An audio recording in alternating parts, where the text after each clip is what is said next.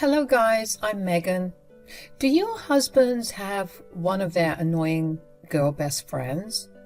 People who have answered yes to that question may actually relate to my story to some extent.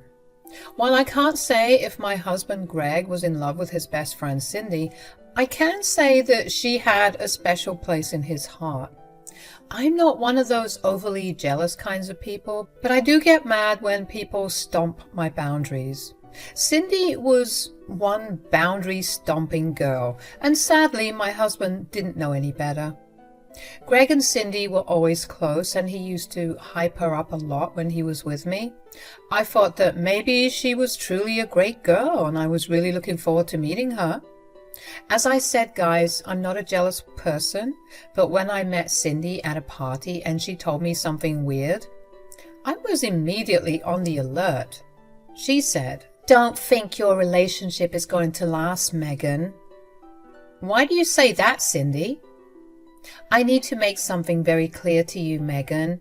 Greg is first mine, and then anyone else's. He will always put me first. I don't think you'll be able to handle that. If Greg respects my boundaries, and so do you, I don't see how it can be a problem. You do seem to be very sure of yourself, Megan. Let's see what you can do. One thing is for sure, Greg will always be mine. You can't do anything to take him away from me. After that day, I maintained my distance from her. Cindy and Greg were close, but after she met me, Cindy started to actively hang out with Greg even more. She was also an attention seeker and often called Greg for stupid things, especially when he was spending time with me. Greg, to my annoyance, always rushed to her no matter how small the reason was. I can't tell you how many dates I had sacrificed for her sake. Eventually, Greg and I got married, but the Cindy problem never stopped. I often tried to make Greg minimize contact with her and set boundaries. I said, "You need to stop rushing to Cindy whenever she calls you Greg. It is really weird how you drop everything for her, including me." "I'm sorry you feel disrespected, Megan. What can I say? She's my best friend. She doesn't have any family around. I'm the only one she has." "In that case, she needs to find more friends, Greg. She keeps making you cancel things with me, even for the smallest inconveniences. This can't go on, Greg." Okay, I get it, Megan. I'll talk to her and do better. Don't worry. I won't cancel on you or abandon you again." Greg was always good with his words, but not good at keeping them. He made me countless promises of setting boundaries with Cindy, but he never ended up doing it. Nothing changed, and Cindy continued to be a problem for us. 2 years passed, and still I saw no change in Greg or Cindy's behavior. Slowly, my anger had shifted from Cindy to Greg. He was being a bad husband and dropping me every time Cindy wanted his attention. He even abandoned me on dates to go and help her. We constantly fought about it, but again, nothing changed. At one point, I felt like I was going crazy. I started to doubt myself, and I was worried if I was the one with the problem. But my mother-in-law, Lisa, also noticed Greg's behavior and agreed with me. She might be Greg's mother, but Lisa has been an absolute gem to me. I lost my mother when I was a teen. Being with Lisa reminded me a lot of her. Lisa also tried to talk to Greg, but that didn't help either. At least I knew I wasn't crazy and someone was on my side. Things took a drastic turn for me one day. I had gone 2 cities over for a conference and was supposed to come back home by train. I had to take the last train home and needed to be picked up by Greg because it was unsafe that late at night. My train arrived at the station at about 2 a.m. and I called Greg to let him know that I was waiting. He said that he was already on his way. By car, our house was 20 minutes away, and that night it was snowing fairly bad, so I asked Greg to pick me up. I was alone at the station waiting for him. Around 50 minutes passed, but there was no sign of Greg. I was getting really annoyed and wondered what was taking him so long. I was also worried about him because I knew how bad roads could get when it snowed. After waiting for so much time, I decided to give Greg a call and find out where he was. He picked up the phone, and I said in a cautious voice, "Where are you, Greg? I've been waiting here for over 50 minutes. You should have been here in 20 minutes. I'll need some more time to come and pick you up, Megan." "What? Why? You need to hurry up, Greg. The snow's starting to get bad. We need to go home and shut ourselves inside." "It'll be fine, Megan. You just need to wait. I'm already on the road." "Where are you? What's taking you so long if you're already on the road? At least give me a rough idea of how much longer you need." "Well, it'll take another hour." "What? What the hell are you talking about, Greg? Where are you?" "I'm on my way to get Mom from her sister's house." That sentence left me speechless. Guys, this man had left me stranded at a train station at 3 a.m. because he went to pick up his mother instead of me. I was in shock at what he said. I was almost alone at the station, and there were literally like 2 people around. And it was snowing pretty bad. The weather report even said that it would be a very snowy day. But instead of picking me up as soon as he could, Greg chose to drive to get his mother. I was furious, and I said, "What are you talking about, Greg? Don't tell me you're seriously going to pick up your mother while leaving me here." "Oh God, Megan, why are you acting so offended? I can pick up both of you. I went to Mom first because she desperately wanted to get out of the party. I wasn't going to leave her stranded there." "No, you aren't going to leave her stranded. She's literally in a house, and I am in a freaking train station. What is wrong with you, Greg?" "Will you please relax? I told you I would come and get you. This is a pretty safe city, and you are a grown woman. You'll be fine." "And your mother is a grown woman too, Greg. You didn't need to rescue her from her own sister's house, which is like 2 freaking hours away." "Look, I'm not going to abandon my mother just because you are scared of a little snow. Just come call an Uber if you don't want to wait. I'm hanging up now. I can't concentrate on the road with you yelling in my ear." Greg said that and hung up on me. I tried to call him back, but he wasn't picking up. I couldn't believe what had just happened to me. Greg had not only hung up on me, but also abandoned me at a train station. Did I mention that it was 3 a.m. at night and snowing? Well, it was, and I couldn't find a single cab in sight or on my phone. It was a nightmare for me. After a while, I got so frustrated that I started to cry. I felt abandoned and betrayed by my husband. I couldn't believe that he would do this to me. Time passed, and still there was no sign of my husband anywhere. I guess I was stupidly thinking that he was making a joke and would soon come to get me. But when it was already 3:20 a.m., I decided to give up and take matters into my own hands. My gut told me that there was something fishy going on, so I decided to call the one person who supposedly started this mess. I called my mother-in-law, Lisa. Lisa listened to my frantic call and sounded super surprised at what I said. She then revealed something shocking to me. She said, "What are you talking about, Megan? I'm not at my sister's house. I'm home at my house." "What? You're not at your sister's house? But that's where Greg told me you are. He said he was on his way there to come and get you." "No, Megan. Why would I drive over an hour to my sister's place when I know I might get snowed in? I wasn't going to take that risk." "Then why did Greg tell me that he was going to get you?"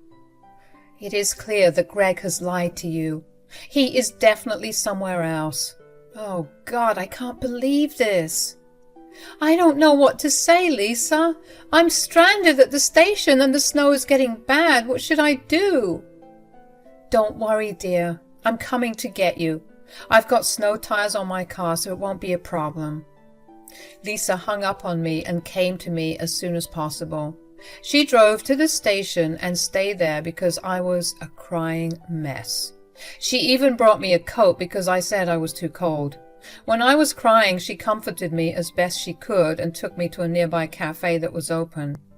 She sat with me while I cried over a glass of coffee. She said, "I'm so sorry for what my son did, Megan. I wish I had raised him right." No, it's not your fault, Lisa. It's Greg who should take all the blame. God, I just hate the two of them. I can understand what you feel, Megan. I still can't believe that he lied to you like this. You were almost freezing, Megan. Thank you so much for coming, Lisa. I don't know what I would have done. It's impossible to walk home in this weather. I wonder what was so urgent that Greg dropped you and lied to you like that. This is really suspicious. You know what? I can see his location since we share each other's phone locations. If he hasn't turned it off, I can find out where he is. I took out my phone and tried to see if I could see Greg's location. It was a long shot because Greg could have easily turned it off, but to my surprise, I was actually able to see where he was. And what I found out absolutely crushed me. He was at Cindy's place. Yes, my husband had abandoned me for freaking Cindy. I showed Lisa my findings and she was pissed as well. After another round of crying over her shoulder, I said, "This is it, Lisa. This is the last straw. He chose freaking Cindy over me again."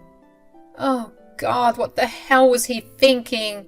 I told you, Megan, there is something fishy going on between Greg and Cindy. Did you see those signs as well? I always knew he was bad news, Lisa. I tried so hard to make Greg understand my feelings and set boundaries, but he never listened to me. My son is nothing but a stupid idiot. He doesn't know how badly he has messed up. He shouldn't be treating you this way at all. You are way better than Cindy. He always does this, Lisa. I'm tired of his behavior. Every time he makes promises that he won't do this, still he ends up choosing Cindy over me. I can't take this anymore, Lisa. I can understand that, Megan. What he did today absolutely crossed all limits. It was very unsafe for you to stay at the train station so late, and that too in this horrible weather. I've forgiven him for a lot of things, Lisa, but I don't think I can forgive him for this. I'm done with him. What are you planning to do, Megan? I promise I will help. He really needs to be taught a lesson. I told Lisa what I wanted to do, and she agreed with me wholeheartedly. She was a bit sad for a reason, but I assured her that our relationship won't change. She was like a mother to me, and nothing would change that. That made her a little happy, and she even gave me a hug. Then Lisa told me her own plans for Greg, which I too supported. I had given Greg too much leeway, and he has shown me that he would never change. He claimed that he loved me, but he wasn't even going to make sure of my basic safety and run to his so-called best friend whenever she demanded it. He made his own choices, and I made mine. I stayed behind with Lisa and had a nice meal at the cafe. Thank God there was at least one cafe that chose to remain open even when it was dark and snowy. I was super hungry and needed a meal. Lisa also stayed back with me because she knew there was a confrontation waiting to happen. Meanwhile, 2 hours passed and soon I got a frantic call from Greg. When I picked up, he panicked and said, "Where are you, Megan? Are you still at the station?" "Yes, I am still at the station, Greg." "Okay, I'm almost here. You can come outside now." I told Lisa that Greg was almost at the station, and she gave me a wicked smile and walked me towards the car park. When Greg finally walked up to where I was supposed to wait for him, he couldn't believe his eyes when he saw Lisa with me. I saw how his face changed in shock, and soon nervousness set in. He was shaking from the cold and looked really panicked. He walked up to us and I said, "Hey, Greg, did you have a nice trip picking up your mom from her sister's house?" Well... "Tell me, Greg, when did I call you to come and bring me back from my sister's house?" "Even I am interested to know that now, Greg. Why did you lie? And what were you doing?" Greg had no answer. He was fidgeting and looking at the ground. Lisa and I stood there stoically while waiting for him to tell us exactly where he was. I was giving him a chance to come clean all by himself. He should have taken the chance, but he chose to lie instead. He said, in a nervous voice, "Oh, I was having some trouble with the car, so I stopped at a repair shop. I didn't tell you because I didn't want to scare you. That's it." "Really, Greg? Is that what happened today?" "Yeah. What else would it be? You know that I wouldn't leave you stranded if it wasn't serious. I was really at a repair shop, Megan." "Oh, is that so, Greg? Tell me then. When did Cindy open a repair shop?" Greg's face became even paler when I mentioned Cindy. He knew that he had been caught. From his reaction, I could tell that he had forgotten about turning off his location, and it didn't even occur to him that I might track him. When I told him about Cindy, he was wondering how I found out, and he actually had the audacity to ask me. How did you know, Megan?" "How did I know? Well, you certainly forgot that I can track your phone and see where you are." You spied on me? That is wrong, Megan." "Don't you dare try to turn this on me, Greg. I am the victim here, not you. After you lied to me and left me stranded like this, I had to know where you were. How could you do this to me, Greg?" "What can I say? She needed me to pick her up from somewhere because she was drunk. I wasn't going to abandon her." "Oh, you had no problem abandoning your wife, but you couldn't do that for your friend. Is that what you're saying, Greg?" Greg remained silent and didn't know how to answer my question. He knew he had been caught red-handed, and he also knew what he did was bad.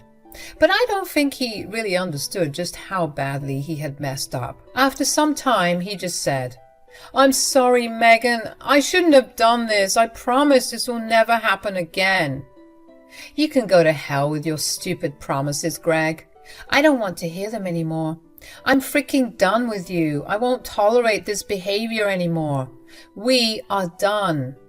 What are you saying, Megan?" "What I'm saying is that we are getting a divorce. You and I will no longer be married." No, don't say that, Megan. I'm so sorry. Let's talk about it. Don't make any rash decisions. I swear I'll never do this again." "It's too late for that now, Greg. We're done. This ends here. I won't be giving you any more chances." Greg started to beg me for forgiveness while I remained stoic. I wanted to scream and cry, but I didn't want to appear weak to him. Yes, I was breaking from the inside, but I wasn't letting Greg see that. He didn't deserve my tears. I was sincerely done with him and had decided to separate from my husband. But Greg wasn't willing to accept that. He begged me to take back my words. When he saw that I wasn't doing what he wanted, he turned to Lisa and sought her help. He said, "Mom, help me here. Tell Megan she's overreacting, Mom." "She's not overreacting, Greg. I think she's doing the right thing." "Mom, she's talking about leaving me. Will you support that too?" "Yes, I will support that too. You have been nothing but a bad husband. I didn't raise you like this. I can't believe the things you have done with Megan. Today you have crossed all limits. There is no coming back from this." "Mom, no, please help me. I can't lose Megan." "You lost her the moment you went to Cindy instead of her. Now you have to suffer the consequences of your actions. Megan is going to divorce you, but that's not all. I have decided to kick you out of the house and go no contact with you for now." "What? Mom, why are you doing this?" "You use my name to do God knows what with another woman. I can't overlook that, Greg. Besides, I don't want to associate with a man who has no regard for his wife's safety. I didn't raise a man like that, and I don't want to be in his life." Lisa's words absolutely broke Greg. He hadn't realized that one single day would end up destroying his marriage and his relationship with his mother. He was a crying mess as he begged us for forgiveness. We ignored him, got in our car, and went home. Lisa strictly told Greg not to come back to our home, so he didn't do that. I'm pretty sure he went to Cindy's house that night, but I didn't even care anymore. I didn't want a man who didn't value me or my safety. I didn't even check his location on my phone. I simply went home and had a good night's rest. Lisa also accompanied me because she didn't want to leave me alone. I was glad for her presence because it brought me some comfort. The next day, Greg showed up to the house to beg for mercy again. He never admitted to any offense, even though Lisa begged him to tell me the truth. Greg maintained that Cindy was only his best friend and he didn't love her. He kept saying that he loved me and would do anything to bring me back. Too bad I wasn't falling for that crap again. I told him that we were done and he would get divorce papers soon. After hours of trying to change my mind, Greg finally collected some of his things and left. That day itself, I went ahead and talked to a lawyer to start preparing for a divorce. Lisa helped me out with that as well. Greg was served divorce papers just like I had said. He went mad for a short while and started to beg me all over again, but I stopped responding to his calls and texts. Instead, I told him that he should only contact me through a lawyer. He tried to show up at my work but got thrown out by security. He harassed me at my house for a few days until Lisa and I threatened to call the cops. In the end, he realized that no one was on his side. He had cut off Cindy from his life, but still, I didn't change my mind. Maybe he did love me because he didn't go running back to her after all. How did I know? Well, Cindy sent me some nasty texts about taking Greg away from her. That was satisfying to read and made both Lisa and I laugh. So, Greg and I are divorced now, and I haven't talked to him in a while. The last time I saw him was on the day we finalized the divorce. He looked broken and had thinned out a lot. I also got to know that he moved into an apartment on his own. Since he worked a higher paying job than me, he was giving me alimony. I was willing to let it go, but surprisingly he told me to keep it. He was acting all sad and dejected, but again, I didn't care about it at all. I went on with my life, and I'm actually still living in Lisa's house. I'm building up my savings to buy a house, so Lisa insisted I stay at her place rent-free for another year. She visits me often and we have lots of girl time. She rarely talks to Greg and doesn't even visit him anymore. Maybe their relationship would improve later, but one thing is for sure, Greg and I are done.